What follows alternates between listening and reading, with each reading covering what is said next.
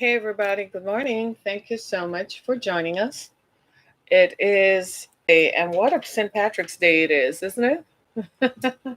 We are having Patrick's Day and we don't even know where we are. Hey, everybody. Is it real? Is it really St. Patrick's Day? I'll leave that up to you to decide. For the first time since maybe 9/11 or World War II, some wartime activities, nobody is out on the streets. Nobody is in a pub.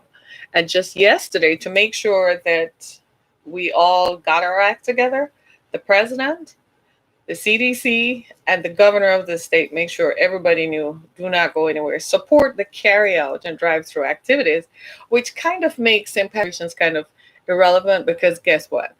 St. Patrick's Day is all about the community getting together and drinking, but it's not going to happen today. Stay home, stay in your homes. You can do all the drinking you want and all the cheering you want. Just for the love of God, we all need to stay home.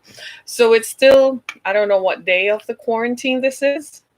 I kind of feel like we're going to miss our days in just a minute, but number it is. And some of you wondering, this is why they pay teachers, don't they? Right? If you have children under a certain age, under 16. And I don't know about you, but for me, what is driving me absolutely crazy is I can't keep food. I mean, I cook and I think I cook it now for 2, 3 days at a time. And what happened? I should have taken a picture. I made on Sunday thinking, I'm going to cook and I'll have an F until Tuesday. By Monday morning when I woke up, it was empty. And there I was yesterday cooking again. So pray for me, as many of you are. So somebody ran a joke on my Instagram feed that that none of us are gonna have summer bodies because all this quarantining is making us all feel this scarcity mentality, right? So we're all feeling like, yeah, it's kind of scarce. So you eat now, but then 10 minutes later, you're like, I'm still hungry. No, you're not. You really know you're not, but we're still eating. And then I have Cookie Monsters at home. Anybody has Cookie Monsters?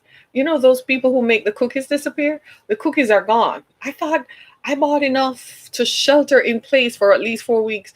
Where did the cookies go? My daughter just looked at me like, I don't know what you're talking about. The other one is like, I don't know either. Why are you asking me? Ask her. And this is me. So if I want a cookie, what happened? So good luck to all of us who think that we will have enough. The good news is that America's retailers have said that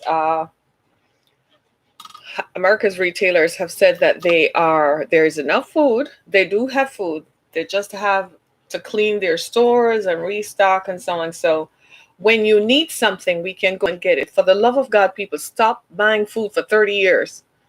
Stop buying. People have bread that. How many slices of bread do you eat in a day? One for breakfast, maybe a sandwich later. But you have enough bread to feed an entire group of 500 people, right? And people have bought out everything. There's enough food to last. I know we're concerned about movements, but they will insist. Essential, meaning getting groceries, getting pharmaceuticals. If you have to pick up prescriptions, that's what we consider essential. But stuff like going to work and perhaps going to bingo, going to the pub to remind us that life is real, those days are probably, we're counting to those days, right? Pray for all of us. Pray for our leaders, our president. I can't imagine what it is like at ground zero right now at the White House. I cannot imagine what it's like at the CDC in Atlanta. I cannot imagine what it is like in governors' offices across the country. I cannot imagine what senators and congressional leaders and city leaders have to deal with. Every city in the US has a problem. I saw, I can't remember who it was yesterday, who said on Twitter that the problems we face in homeless communities in San Francisco, right? Here in Detroit, we have a huge homeless community, just like every other major city. And in Detroit, the mayor said they sent out a team from the Detroit Health Department to go to homeless shelters to make sure they tested folks because they're in close proximity to one another. right? But then when they asked him about the people on the street, he said, well, today they're going to send people out on the street. We got to pray for healthcare professionals. We have to pray for our brothers and sisters who are sleeping on the bridges. Yesterday, it was Sunday. I think it was Sunday. I was driving in Metro Detroit, and I think it was near Telegraph, and can't remember what intersection it was. I think it was Telegraph on the Redford side. Driving through the city of Redford, I was just driving around. I was curious to see how people were living. The streets were empty, and it was Sunday. Typically, people in Metro Detroit are like, because this is the motor city. Folks here, they drive, right? They like their Chargers, their Challengers. This is the motor city for real. They drive here. And I saw a man sitting on the side of the road, and it looked like he had everything in the world on his back. I kid you not. And he was sitting, and he had his head in his hands with everything on his back. And I can't begin to tell you how I felt. I said, imagine if you're hearing news about the coronavirus and you don't have anywhere to live, and you don't have anywhere to pee, to poo, to wash your hands, and to fix a meal for yourself. And I am asking all of us, if you're a civic leader, if you're a, where are they going to live? If you're an employer, can you pay your employees? Even if you just pay them, you have 4 weeks in the month, but you can only pay them 1 month, 1 week. Pay them something. And I'm asking the government, remember the stimulus package? Where payroll tax cuts are not going to help anybody. Because people are not going to get paid. So payroll tax cuts sounds good on paper, but it's not going to help anybody. Follow what Mitt Romney said. Mitt Romney says, send everybody a check for $1,000 per month until this is over. It looks like even if we evolve out of the virus in June, I just said it, in June, July, the economic impact is going to be to carry us through to the end of the year. You all realize that, right? July. It's going to take a while. Friends, it's March. It's going to take us a while to evolve out of this. This is the middle of March. We haven't really felt the impact. We'll start seeing it by the end of next week and the week after. So that's going to take us into April, and it's going to continue, and we're going to learn of more, and then it gets real deep. You're in the midst of it. Hey, right? Where are you writing to me from? From India. How are you all doing over there? How are you all doing in India? Right? So help us right here in the US. We got the money, y'all. We're not broke. The government has the money. So, Mr. President, please help us, Mr. President. We love you, sir. Mr. President and the people in Congress, we're sending love and prayers to all of you. All you Republicans, we love you. We're not Republicans and Democrats right now. We're just people. We need your help. Please help the people. Please at least just say you're going to do it. So it will be implemented like the middle of April. So people will at least say, I have something that I can look forward to, because people have their projections out. Do you see what I mean? But at least do something to help the people. The people need your help, Mr. President, please. And I'm going to tweet him and ask him. Would you all just tweet the president and say, hey, Mr. President, please help us? Right? We need help. I am thinking, you got to look at this way, friends. Look at this. I love you too, right? You got to look at this. What about the people who can't help themselves? You know, this morning you and I can open our refrigerator and there's food in there. Some of you probably have a freezer somewhere stacked out, like some people I know. The freezer can't even shut. They have to put something on top of the freezer, and they're still stockpiling. But what about people who don't have transportation to drive to go get food, right? You see what I mean, right? You can't do that. Oh, you're not going to tweet the president. We need help. We need help, right? I live in, somebody's asking, Detroit, Michigan. We're in the Metro Detroit area, right? So Michigan, Detroit, southeastern Michigan. So if you look at the map of Michigan, we're in that corner of Michigan. So I am anticipating that eventually, when this starts settling in, is going to be like to the middle of April, when people start really feeling the economic impact. It is going to drag. So the models for that are not looking very healthy. And we need to be able to support our people. And I'm going to ask you, checking on your seniors. They can't go out and they don't want to go out. In Italy and some places in Finland, they're setting up supermarkets so people can go in from 8 to 9 for older folks. So they don't, because they're vulnerable, right? And we need our seniors. You don't want to lose your mom and your dad and your great grandma, your aunts. You don't want to lose them. Trust me, you don't. If you're attached to them emotionally, you don't want to. My mom is gone, and I'm happy because I couldn't imagine a virus like this compromising her. I'm glad she's not here.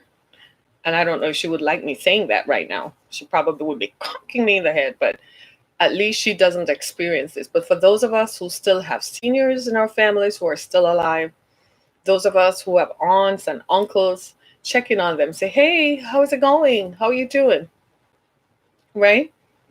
And we have neighbors and friends and people who raised us, people who visited with us when we didn't have anything, checking on our seniors, right? This is a problem, and it's a global problem, and it finally hit the US, and we're not prepared because we haven't seen anything like this since peacetime, and we don't we really are working towards it. Uh, our governor here in Michigan is doing a fantastic job. She's doing a really good job of working hard for the people. She's trying. She's doing it. The mayor of the city, they're having conferences. They're bringing us up to date. And I suspect this is happening everywhere that you are, that mayors are concerned. See, the local level, all politics is local.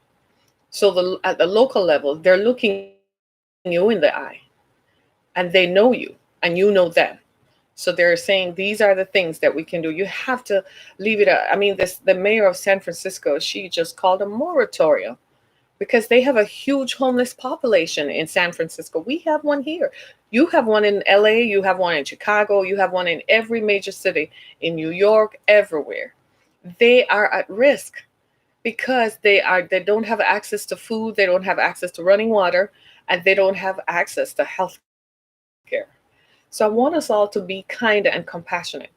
And there are people who are living in shelters. If they don't work, what's going to happen? The malls are going to close pretty soon because Apple closed the stores. Every major retailer is about to close their stores, so there'll be nobody at the malls.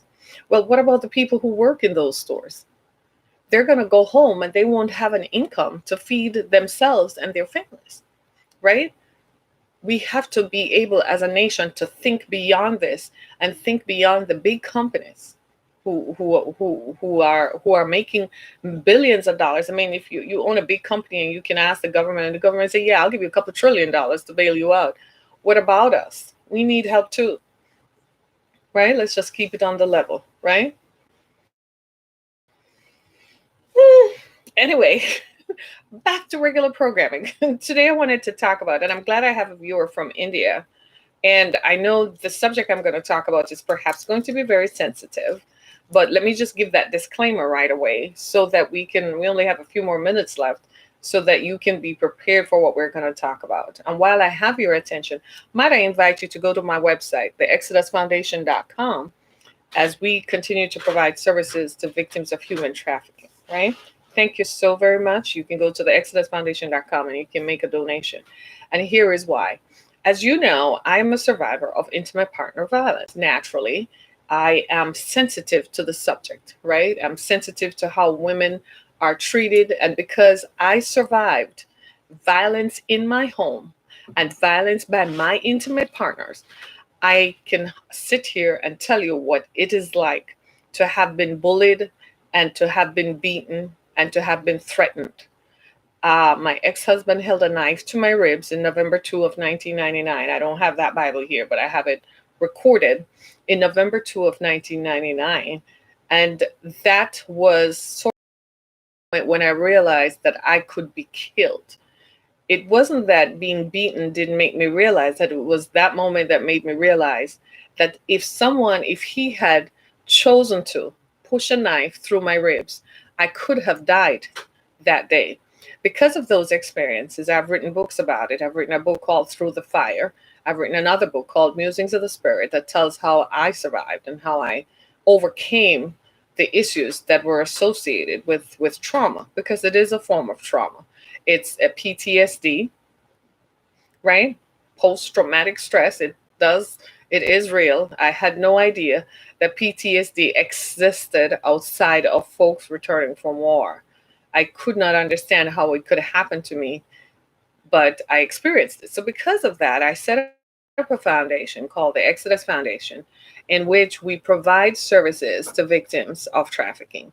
I am sensitive to it because in some ways I identify with being a human trafficking survivor, because I too was locked up in a house, couldn't go anywhere, was isolated, couldn't talk to anyone, couldn't befriend anybody, couldn't call the cops, took your phones confiscated, had no means of communication, and my identification documents were also taken.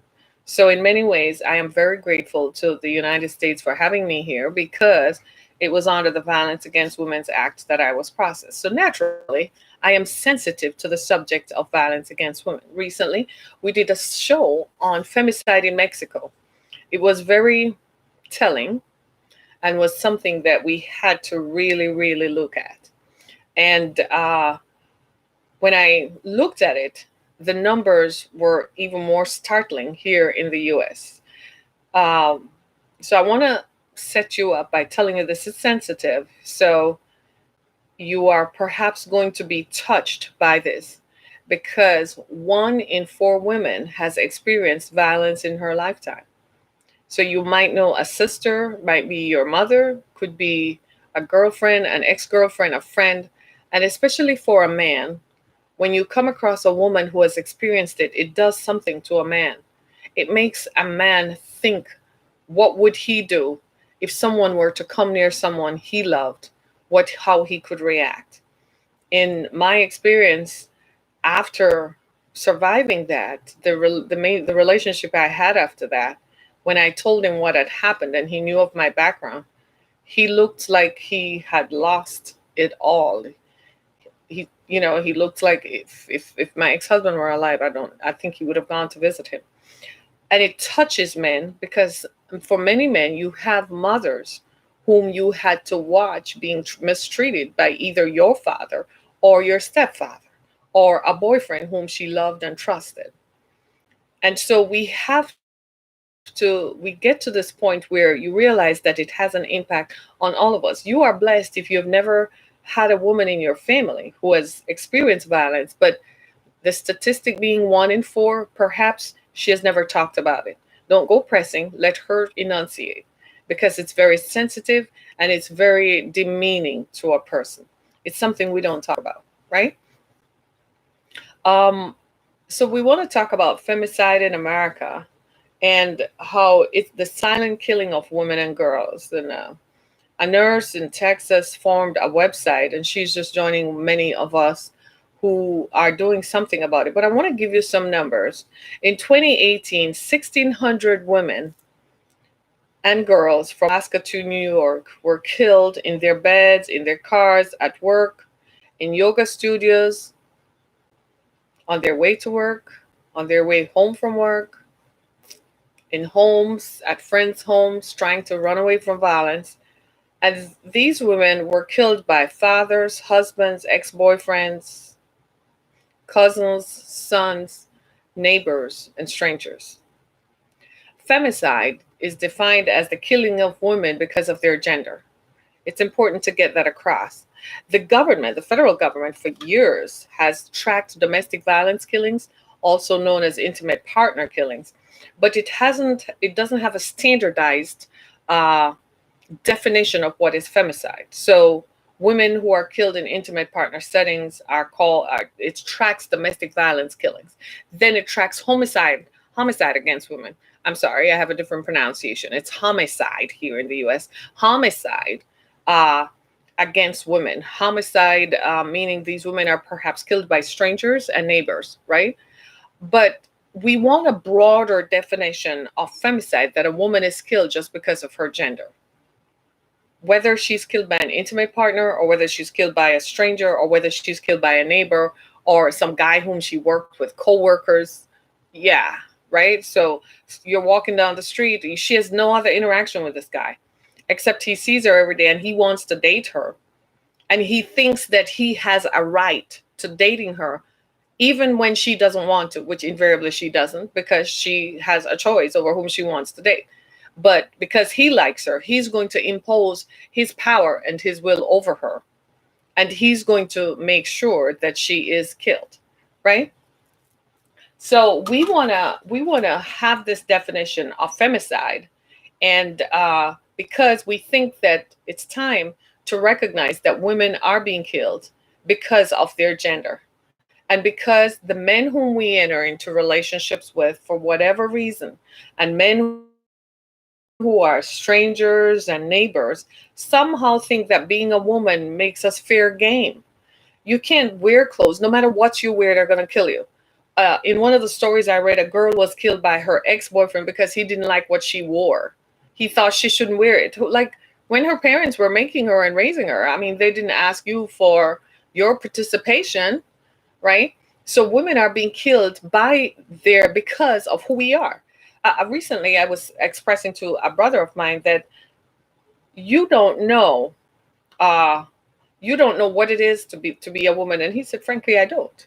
Right. And when I described to my brother that when he's getting up, he's a guy, he just gets up, showers, and just goes about his business like whatever. And I said, for me, it's not like that. I have to think about where I'm going. I have to think about what I'm wearing, because everything I say about me is politicized, right? So somebody else might look at it, something I wear, and think I'm flashing them, or I am showing something, when I just want to be comfortable. Well, that's what it's like to be a woman. As a woman, we have to think about our safety constantly. We can't even carry a purse, because you carry a purse, it makes you vulnerable. They might think that you have stuff in the purse, so they might want to come and attack you. You can't go into, you're going to yoga, so you have to be mindful. You have to be on the phone. And ladies, for the love of God, can you just stop holding the phone to your ear? Put the phone on speaker so you have the use of your two hands.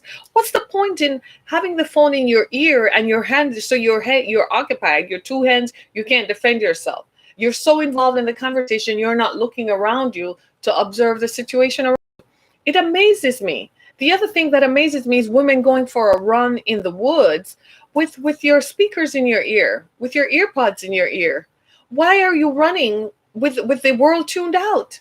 How are you going to hear if someone is running behind you before they attack you? It's the same thing with young women. You're walking to your car in a parking lot, deserted, because you got off work late. Excuse me, but you have your earpods in your ears. How are you going to hear? I've never understood that. You'd pull up at an intersection and your purse is on the seat and your window is down. Or you go out to drink and drink yourselves drunk. Flat out, you don't know where you are. And then you stumble out of a bar. And there you are. You're sitting duck for some guy pretending to be an Uber driver. Or you're sitting duck for some guy who has been stalking you and you are unaware of it. We women are continually being killed because of our gender. Just because the perception is that we are lightweight, we are helpless, and we are being killed, right? Right? So I'm asking all of us, these are the facts, right? Let me give you something that's probably going to shock you. 94% of women who are killed in the United States are killed by someone they know. Does that shock you? 94% of women are killed by someone they know. So somebody they know, whether he's a cousin, uncle, stepfather, father-in-law, someone she knows, neighbor, cousin, someone she knows, kills. Women who live alone are especially vulnerable because they watch you before they do something, right? So they observe who comes in and goes out. It's one of the parts of being a woman that makes us especially vulnerable is you need something done in your home or apartment. Can I just tell you what that feels like as a woman? So this is me, right? I need something done. Whether I need plumbing fixed, or I need a door hung or a picture hung, something that I don't feel that I have the requisite skills to execute. And I call up a plumber or a handyman. He comes into my home and he sees that I'm alone in my home. All of a sudden, he thinks this is a play for him to take me out. And I am going to reject his advances because, frankly, I'm not interested. All I want is for you to come and fix the plumbing. All I want is for you to hang the picture or fix the door. But he's going to look at it as an affront to his masculinity that I rejected him. So therefore, he's going to make me pay. So either he does faulty wiring, and in some Lifetime movies, he follows you forever, or he just simply doesn't do the work because you didn't play to his advances. You even find that with some of your neighbors. They take advantage of your vulnerability. So you ask for the help and they say, oh, I can come and fix that. But what they really are trying to say, you guys know this because you're smiling. It's a game, right? He thinks it's a game. It's a game that eventually he can end up under in your bed, in your panties, because that's really what he's looking for. Can we just stop that? It makes us feel as if you can't get any darn thing done. And when we invite you into our homes to fix, or in our apartments, wherever we live, when we invite you to come and fix something, we didn't ask you to because we want to have coffee with you or go out. So don't tell me I'm pretty. Don't tell me my eyes are pretty. You are there to fix the damn toilet bowl. Fix the darn toilet bowl and keep it moving. This is what men, you are so lucky because you never have to think about being vulnerable like that. Right? So a woman who lives alone, because frankly, there are not enough men nowadays. They're married, or if they're not married, they're somewhere else. They're not interested in women. And you all are, men are like a gas. Like seriously? Like seriously. So we call someone to come in and fix something. And all of a sudden it's about personal. Why? Why can't you just come in and do the work and get moving? I don't want to have a conversation with you. I don't want to talk to you because I don't want a friend. I want someone who's going to fix the job. These are the situations that leave women vulnerable. And a lot of women are, now you understand how women are killed by someone they know. It's not just intimate partners. It's not only intimate partners. It's also by someone she hired to do a job. So she rejected him. So he's walking away thinking, oh, she thinks she's better than me, or she's not really thinking that. She just really wanted you to could you just install the damn closet? Could you just install the furniture? Well, why does it have to be about you and your manhood? Do you see what I'm saying? And these are some of the situations that set women up. And then of course you have those power plays, right? Those power structural relationships where he's the boss, she's the employee. If you want to keep this job, you better bend over or kneel down. You best believe those things still happen. It happens more than you know, right? She's vulnerable. She needs the job. So she has to bend down or bend over or kneel down or whatever he says. And when she rejects his advances, it becomes, well, she's rejecting me. Who does she think she is? And so these are the situations that lend themselves to how women are being killed because of their gender. Now, if a man says no, he can punch somebody's daylights out, which is what you guys are probably ready to be like, yeah, that's what you would do, right?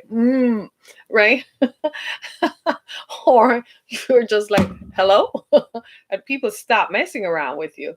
But for us, the perception is that we can't defend ourselves or we are weaker. That's why we work out nowadays.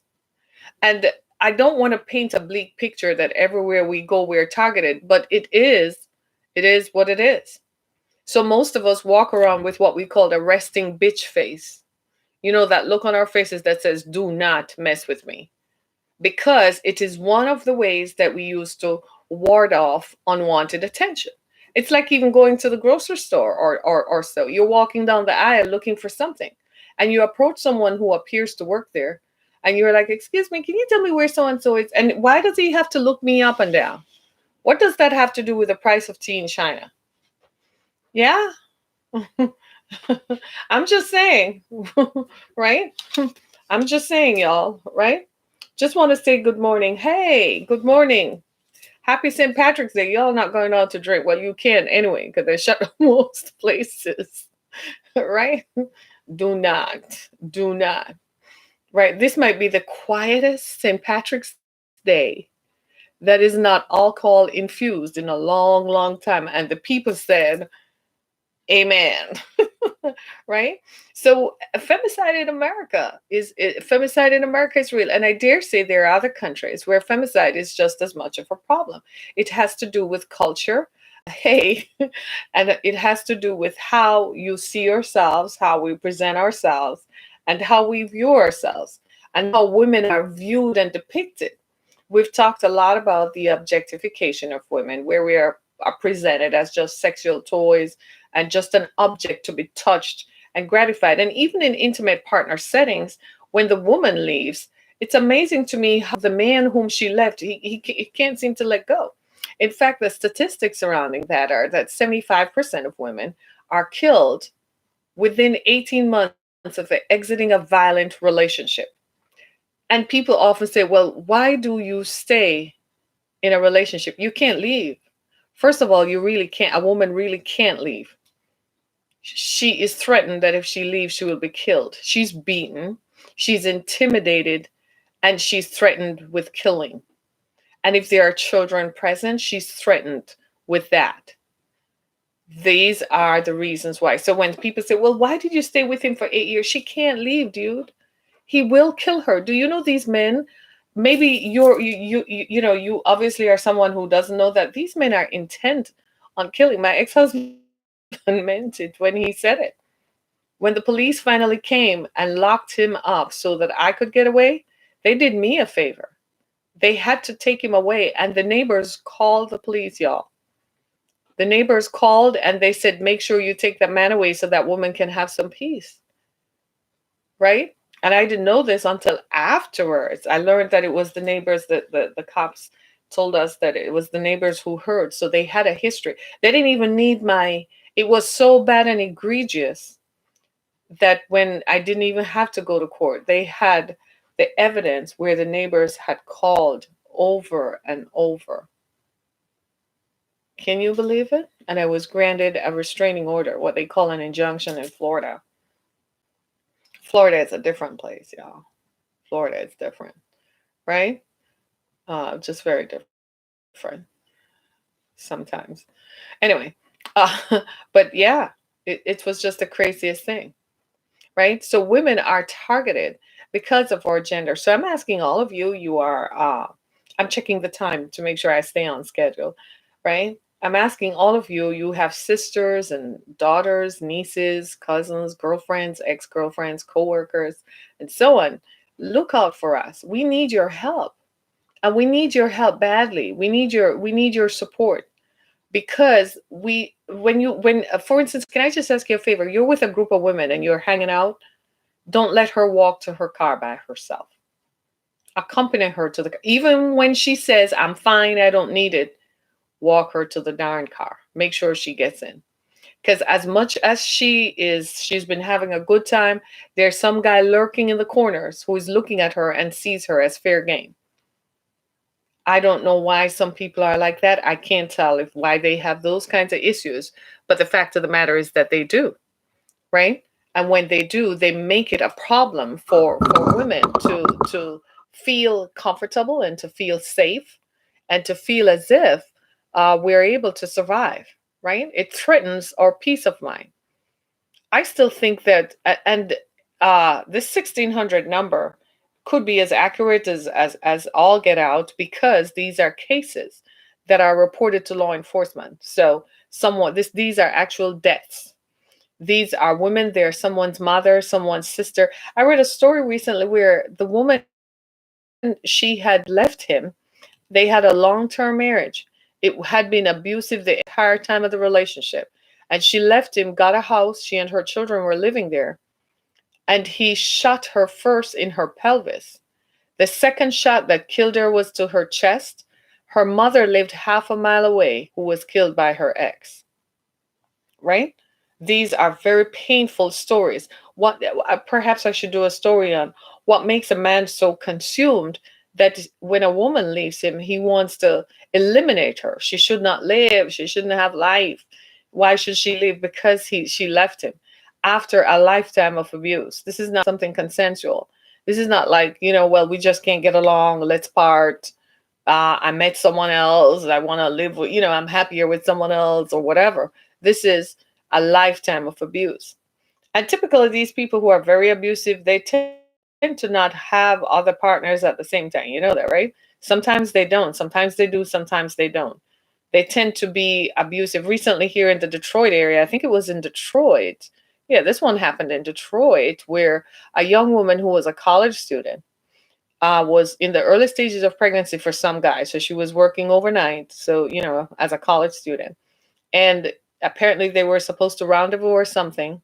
And his girlfriend, his current girlfriend, was in the car and encouraged him to kill her. He shot her 4 times, right? And when the cops finally caught up with him, the current girlfriend was implicated. She was sitting in the car at the scene, so she became a conspirator to murder. He shot her multiple times. Like, wasn't once enough? He shot her. And the girlfriend was egging him on. So you have to ask yourself, why? Why did he feel the need to just kill her? She was 20 years old, her entire life ahead of her, cut off, right? And this happened like a couple of weeks before Thanksgiving. It was just the weirdest. It was so bad, right? People were, it just was, to this day, I don't think that family will recover for a long, long time. When you think about the episodes of violence against women, did the police end up catching them? Yes, they are both put away by now. I don't think they had elected to go to a jury trial. I think they just pled to it. So they're put away, as they should be, right? And there is nothing that he could say to the family, to the young girl's family, to justify why he killed her. The young woman who was his girlfriend at the time, there's nothing she could say. What, you were jealous of somebody else? And because she was the girlfriend before, you actually sanctioned her killing? Like, get a life, right?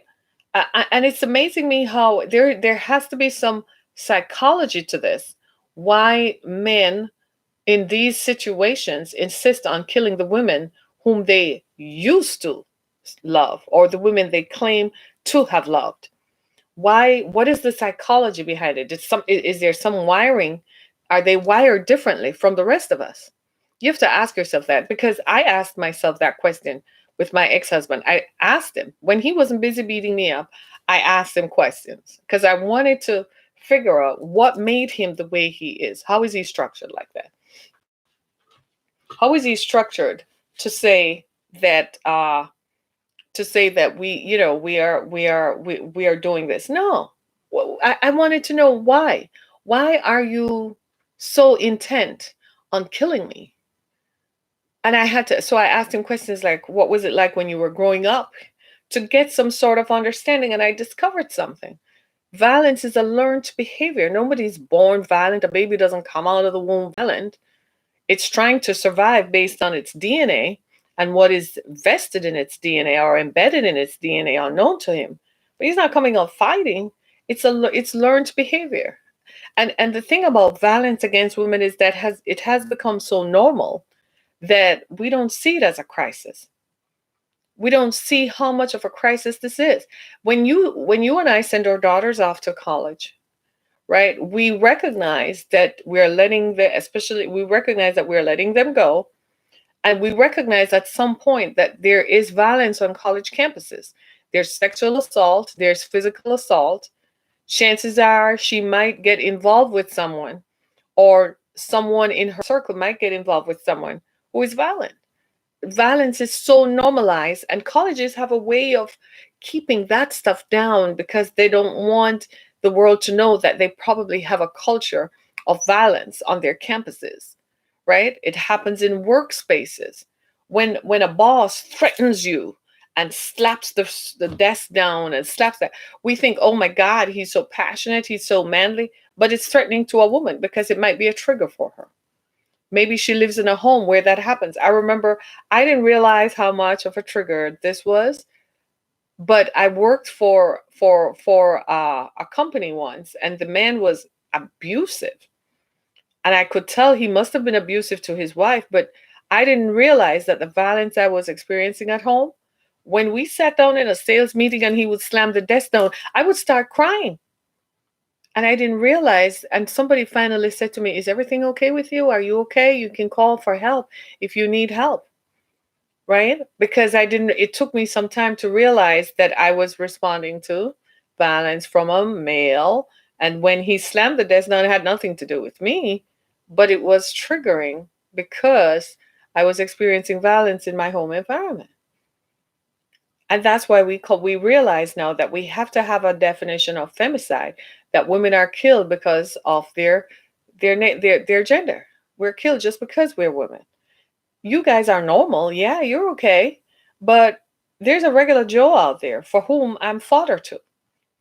A few, when was it? I think it was, no, not this year, late last year. I had a guy who was a plumber come do my plumbing, and I had the same repetitive problem. About the second time, I said, nah, he's not doing this because he just wants me to call him. And every time I would call him, he would give me a hard time.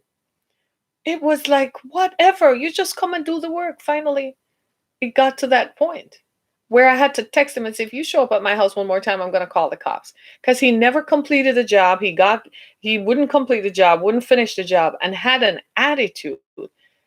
And the person who referred me to him, I had to go to the person and ask, what what is wrong with this dude? Why does he think that coming to my home to fix my plumbing is an invitation for him to think that I want something out of him? I said, why can't he just come fix my?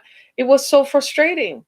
It was really very frustrating. And I didn't realize that I was tapping into something that women experience. You call a contractor to do work in your home, enhance your home, and they rip you off royally, right? Even when you pay them, they don't come back to finish the work, or because they didn't get their way with you in the first place, or they set up for materials to be lost, or materials don't get delivered, and make it very frustrating because they take advantage of the fact that we are women, and the fact that we just didn't play to their tune. That's really what it comes down to. We did not play to their tune. We did not dance to the music that they wanted us to dance to. And we live in a day and time when somehow these behaviors, as identified, need to be corrected, because this is what leads to femicide, the killing of women just because we're women. We got to change that. We have to work towards changing that and understanding that our individual behaviors contribute to a pattern of violence against women. I just want to end on this note that there is hope. If you or someone you know has experienced violence, there is help available, right? You need to go to myharrietchemic.com. You'll see a link that will give you the information on how. And if you know someone, please be kind, be compassionate, make yourself available, but don't let it be so obvious that the partner knows that you are going to help them, because then it's going to be problematic for you and for them. My name is Harriet Kimmick. You can go to my website, harrietkimmick.com. Follow me on Twitter and Facebook. I need your support. And go to my page on Anchor FM to help be a subscriber to this podcast. Of course, there's more information available. You can listen to our previous podcasts on iHeartRadio, Spotify, as well as Spreaker, Breaker, Apple Podcasts, and Google Podcasts. As you continue, your numbers drive our support. So please subscribe.